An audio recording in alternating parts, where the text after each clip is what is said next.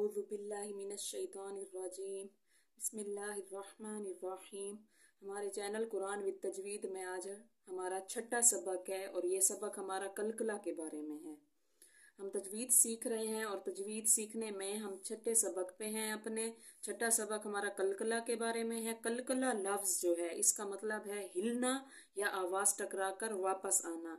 जैसे एक गेंद को दीवार पे मारा जाता है और फिर वो टकरा कर वापस आती है, इसी तरह हरूफों की आवाज़ जो होती है वो अपने मखरज के साथ टकरा कर वापस आती है। और कलकला के हरूफ 5 हैं, क़ाफ, तौ, बा, जीम और दाल। इनके ऊपर जब जज़म आती है, जो कि पिछले सबक हमने जज़म के बारे में सीखा था, इन सब के ऊपर जब भी जज़म आएगी इनके ऊपर कलकला होगा। और कलकला के हरूफ ये ख़ास 5 हरूफ हैं कलकला के। कलकला का मतलब दोबारा मैं बताती चलूँ, कलकला का मतलब है हिलना या आवाज़ टकरा कर वापस आना। हरूफे कलकला 5 हैं, क़ाफ, तौ, बा, जीम, दाल। इनके ऊपर जब जज़म आती है तभी आवाज़ टकरा कर वापस आएगी, तब ये हरूफे कलकला कहलाएंगे जब इनके ऊपर जज़म होगी। जज़म का होना ज़रूरी है। ज़बर ज़ेर पेश के होने में इनके ऊपर कलकला नहीं होगा। कलकला तब होगा जब इनके ऊपर जज़म आएगी। जज़म आएगी तो ये हरूफे कलकला बन जाएंगे। और हरूफे कलकला 5 हैं, क़ाफ, तौ, बा, जीम, दाल। इनका मजमुआ, इनको याद रखने के लिए एक मजमुआ बनाया गया है कि अगर ये भूल जाएं तो वो एक लफ्ज़ जो होगा पूरा एक मजमुआ होगा, वो हमें याद रहेगा। इनका मजमुआ है कुतुबु जद्दिन।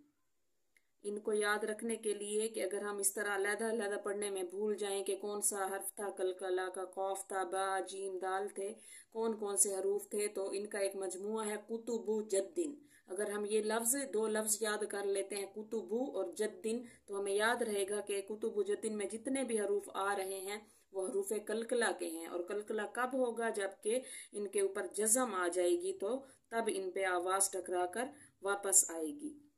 ये देखें, क़ाफ के ऊपर जज़म आई हुई है और पिछले हर्फ के ऊपर जो है वो ज़बर है, तो इसकी आवाज़ होगी अको।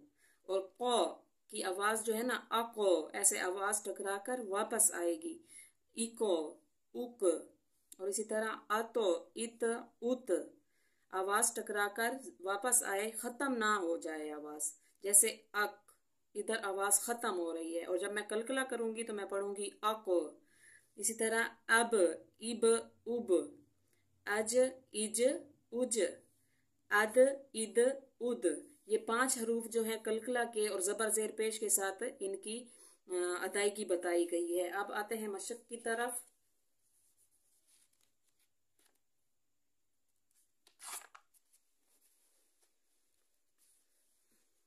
ये हरूफे कलकला की मशक है, यानी कि कलकला की अदायगी हम किस तरह से करेंगे अगर उनके ऊपर जज़म आ जाती है। तो सबसे पहले है क़ाफ के ऊपर कलकला के बारे में बताया गया है। कलकला की एक मिसाल क़ाफ के ऊपर आई हुई है, क्योंकि कुतुबु जद्दिन में काफ आता है। तो इस तरह अको, राबू, अको, ऐसे आवाज़ टकरा कर वापस आएगी। फिर हम आगे जाएंगे, अक, राबू।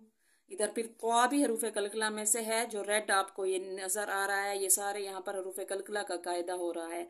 बतोशा, नबगी, यजअल, लक़द, फ़क़द, अदनी, अदलु, इबनु, अतहरु, अतो, ऐसे आवाज़ टकरा कर वापस आती है तो तब हम कलकला कर रहे हैं। अगर हम इधर आवाज़ बिल्कुल ख़त्म कर देते हैं तो तब कलकला का कायदा हम नहीं कर रहे और ये हम गलती करेंगे। अगर हरूफ कलकला में से कोई हर्फ आया हुआ है, जैसे कि यहाँ पर तो आया हुआ है, उसके ऊपर जज़म है और इधर मैं आवाज़ टकरा कर वापस नहीं लाती, तो मैं इधर ये गलती करूँगी। इधर हमें कलकला की अदायगी सही करने के लिए इधर आवाज़ टकरा कर वापस आएगी। अतहरु, युतइमु, खलक़तु, क़ब्ली, क़ब्लिका, क़ब्लिकुम, क़ब्लिहिम, अब्दु, यदउ, फ़वसतना, तअजब, तअजब, लम यलिद, सनदउ, उक़सिमु, नक़सुस, नक़सुस। यहाँ पे देखें, नक आवाज़ टकरा कर वापस आएगी काफ के मखरज के साथ और फिर हम आगे पढ़ेंगे नक़सुस, تو یہ آج ہمارا چھٹا سبق تھا کلکلا کے بارے میں. ہم نے کلکلا کے تعریف سیکھی ہے اور کلکلا کے ادائیگی سیکھی ہے ان حروف کی مشق کے ذریعے. اگر آپ کو ویڈیو اچھی لگے تو ویڈیو کو شیئر اور سبسکرائب ضرور کریں، اور ملیں گے انشاءاللہ اپنے اگلے سبق میں. تب تک کے لیے اللہ حافظ.